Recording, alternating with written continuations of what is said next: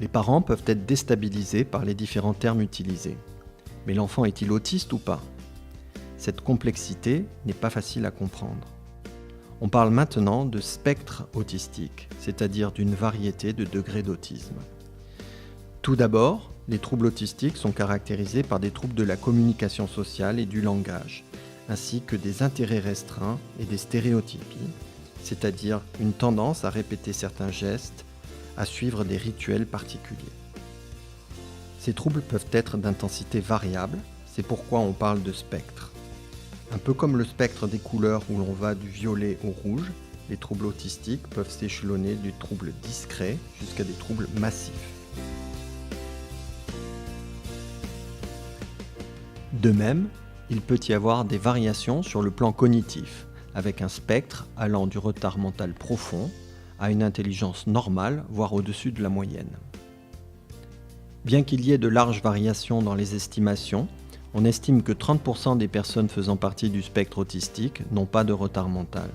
30% ont un retard mental léger et 40% un retard mental important.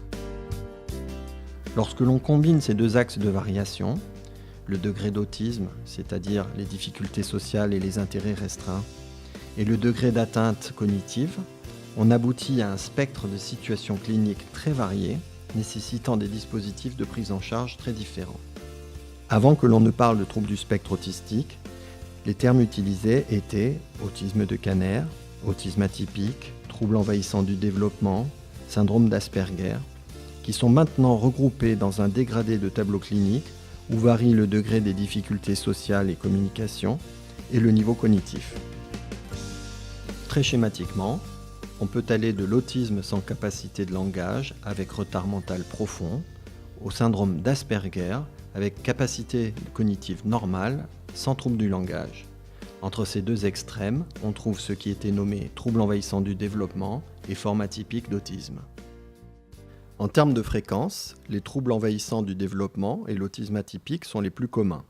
Le syndrome d'Asperger est plus rare, mais peut-être est-il moins diagnostiqué.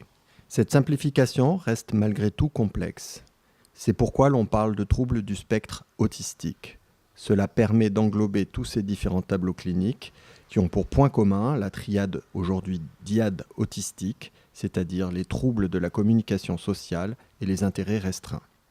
Donc, pour schématiser, les différents tableaux cliniques décrits originellement sont regroupés au sein de la dénomination troubles du spectre autistique.